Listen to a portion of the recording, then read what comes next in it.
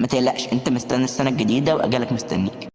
السلام عليكم ورحمة الله وبركاته. ازيك يا صديقي؟ عامل ايه؟ تخيل معايا ان النبي صلى الله عليه وسلم والصحابة الكرام كان عندهم خطة حتى لو تغير الزمن.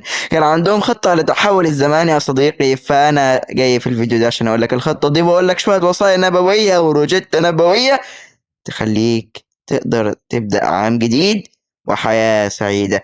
هو ده موضوع فيديونا يا صديقي. بس قبل ما نبدأ تدخل لايك واشتراك، تبقى انا الخطة ما تسيب رابط ليه في وصف الفيديو، تنك في ثلاث وتصلي على النبي. يلا بينا يا صديقي، يلا بينا. سيدنا عبد الله بن مسعود بيقول لك يا صديقي: أحزن على يوم نقص فيه أجلي ولم يزد فيه عملي. فالصحابة يا صديقي كان عندهم خطة عشان يشوفوا لما تتحول الأيام يعملوا إيه. كانوا ما بيبصوش الأيام إنها مجرد أرقام، كانوا بيبصوا لها إنها رأس مال، وإنها تعدي، وإن هم هيتسألوا عليها. الحسن البصري يا صديقي بيقول لك: إنما أنت يا ابن آدم مجموعة أنفاس أو مجموعة أيام، إذا جاب بعضك، إذا ذهب بعضك ذهب كلك. فخلي بالك يا صديقي، لأن الأيام بتعدي وأنت مش ضامن هتبقى موجود بكرة ولا لأ.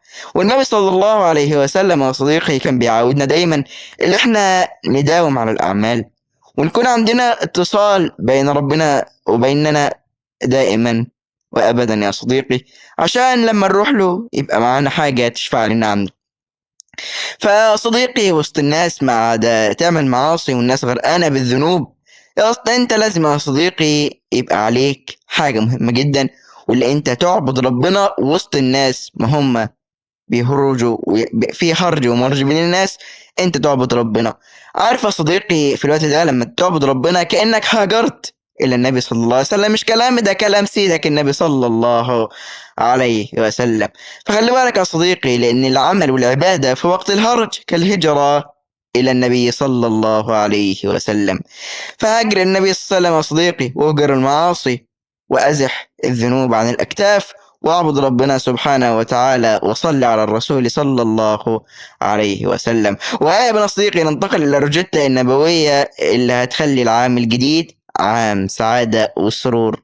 سرور مين؟ المهم وفرحة عليك يا صديقي. يلا بينا. أولا كده يا صديقي لازم من وقفة تعرف فيها أنت عملت إيه، أنت أذنبت في إيه، ايه هي الاعباء اللي على كتفك، ايه هي الحاجات اللي عملتها عاوز تعتذر منها لربنا سبحانه وتعالى. ارفع ايديك لربنا في ركعتين كده وقول له: يا رب، يا رب انا ما عملتش الحاجات دي تجرؤا عليك، ولا مبارزة لك بالمعاصي، ولكن غلبتني نفسي وشهوتي، فاغفر لي يا رب. لازم نقف ده يا صديقي. لازم تطهر قلبك وتطهر نفسك من المعاصي والذنوب عشان تخش على العام الجديد فيكون عام سعادة وسرور. برضه مش عارف من سرور ايه. المهم، اما الخطوة التانية يا صديقي فهي خطوة عظيمة جدا، خطوة هتخلي العام الجديد فعلا كله في ميزان حسناتك إن شاء الله. ألا وهي يا صديقي تجديد النية. لازم تجدد نياتك يا صديقي. لازم تقول إن العام الجاي ده هيكون فعلا عام في طاعة ربنا سبحانه وتعالى. لازم نيتك يا صديقي تكون إرضاء الله سبحانه وتعالى عشان ربنا يوفقك. طول ما أنت يا صديقي راكن النية في التلاجة، أنت الحاجات اللي بتعملها حتى لو كانت حلوة مش مقبولة. أيوة، ما تستغربش، الحاجة فعلا مش مقبولة. فتخيل يا صديقي انت رحت عملت كذا وكذا وكذا وساعدت ده وعملت ده، وانت مش نيتك الاخلاص لله سبحانه وتعالى في هذا العمل، فالعمل بتاعك مش مقبول. ايوه، ما تستغربش، العمل مش مقبول عشان ما فيهوش نية. فالنية يا صديقي هي اصل العمل، والنية يا صديقي هي نصف العمل كما قال الامام الشافعي. فخلي بالك من نياتك يا صديقي، وجدد نيتك دايما كل يوم الصبح كده، جدد نيتك، وخصوصا وانت داخل على عام جديد فجدد نيتك للعام كله. أما تالت خطوة يا صديقي فهي ابدأ. ابدأ ولا من النهاردة. اوعى تحط العام كلها كده وتقول بقى ده انا هعمل فيه وابقى وانا عارف انا ابقى فيه، اعرف الكلام ده. ما تعملش كده يا صديقي وما توهمش نفسك، لا. ابدأ قول: انا هقوم بكره اصلي الفجر، هقوم اعمل ورد قرآن، هقوم اعمل كذا وكذا وكذا.